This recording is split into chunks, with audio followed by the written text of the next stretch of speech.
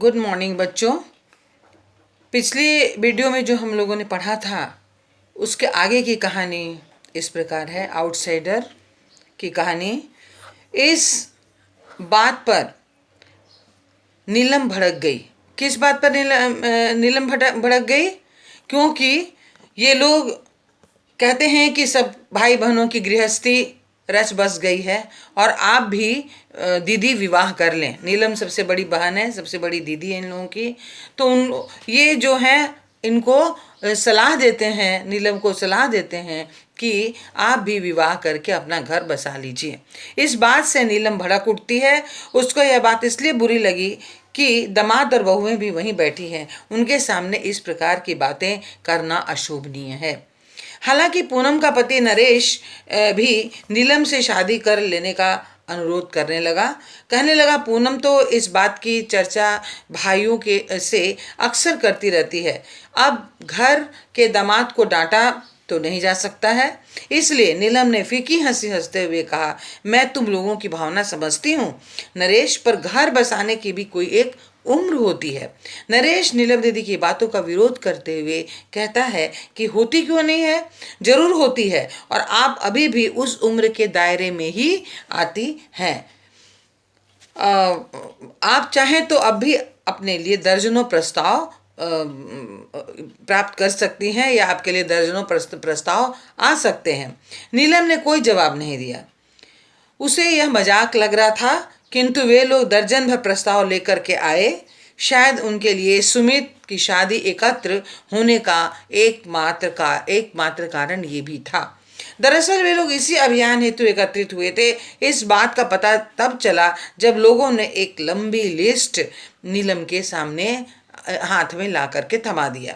हालांकि अब भी नीलम ने इसे मजाक ही समझा।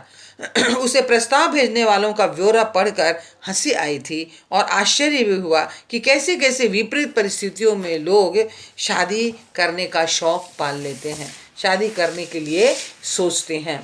भाई बहनों द्वारा नीलम से सूची में शामिल लोगों पर कुछ विचार करने के लिए कहा गया था, किंतु सुदीप और सुषमा मात्र 2 दिन के बाद ही निर्णय सुनने हेतु उसके कमरे में, यानी कि नीलम के कमरे में आ धमकते हैं। पीछे पीछे सुजीत भी आता है।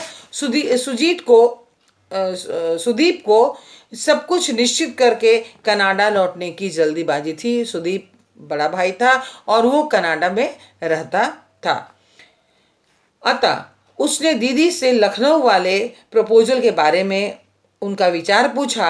नीलम ने बिना सोचे समझे जवाब दिया कि मुझे शादी के तुरंत बाद नानी बनने का कोई शौक नहीं है। यानी किसी के बच्चों के नाना ने अपनी शादी करने का प्रस्ताव भेजा था।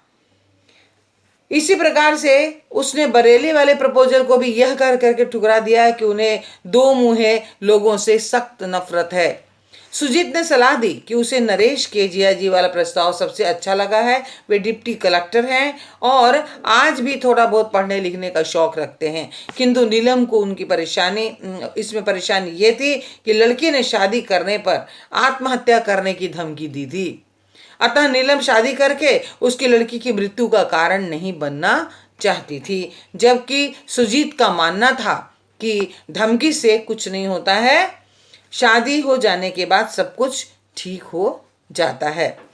हालांकि नीलम इस बात के संबंध में घोर विरोध कर रही थी। उसका कहना था कि पूनम के साथ भी इस प्रकार का ही माहौल था, किंतु वो शुरू से ही दिलेर है, ऊपर से प्यार का जोश भी था, इसलिए वह हंसते हंसते सब कुछ झेल गई।